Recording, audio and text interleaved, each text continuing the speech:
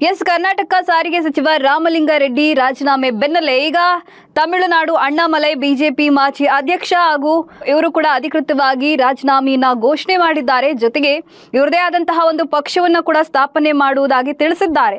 ಆ ಪಕ್ಷದ ಹೆಸರು ನಾವು ಜನರು, ಅಂದ್ರೆ ವಿ ಆರ್ ದಿ ಪೀಪಲ್ ಅಂತ ಹೇಳಿ ಹೆಸರನ್ನ ಇಡೋದಾಗಿ ಕೂಡ ತಿಳಿಸಿದ್ದಾರೆ. ಜೊತೆಗೆ ಇವರಿಗೆ ನರೇಂದ್ರ ಮೋದಿ ಅಂದ್ರೆ ಪಕ್ಷ ಬಿಟ್ಟರೂ ಕೂಡ ಇವ್ರದೇ ಆದಂತಹ ಪ್ರಾದೇಶಿಕ ಪಕ್ಷವನ್ನ ಕಟ್ಕೊಳ್ತೀವಿ ಅಂತ ಹೇಳಿದ್ರು ಕೂಡ ನರೇಂದ್ರ ಮೋದಿ ಅವರ ಮೇಲಿರುವಂತಹ ಗೌರವ ಅಭಿಮಾನ ಯಾವಾಗಲೂ ಕೂಡ ಹಾಗೆ ಇರುತ್ತೆ ಅಂತ ಕೂಡ ಮಾಹಿತಿಯನ್ನ ನೀಡಿದ್ದಾರೆ.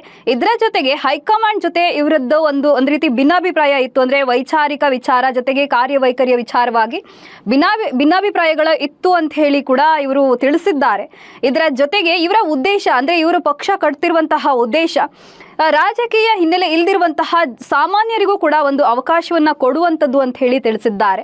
ಅಣ್ಣಾಮಲೈ ಅವರ ಈ ಉದ್ದೇಶಕ್ಕೆ ಅವರ ಆಪ್ತ ವಲಯದಲ್ಲಿ ಈಗ ಅಂದ್ರೆ ಸಾಮಾನ್ಯ ಜನರಿಗೂ ರಾಜಕೀಯ ಹಿನ್ನೆಲೆ ಇಲ್ಲದೆ ಇರುವಂತವ್ರಿಗೂ ಒಂದು ಅವಕಾಶವನ್ನ ಕೊಡಬೇಕು ರಾಜಕೀಯದಲ್ಲಿ ಅಂತ ಇರುವಂತಹ ಅಣ್ಣಾಮಲೈ ಆಪ್ತ ವಲಯದಲ್ಲಿ ಈಗ ದ್ರಾವಿಡ 0.2 ಅಂತ ಹೇಳಿ ಅದನ್ನ ಕರೆಯಲಾಗ್ತಾ ಇದೆ.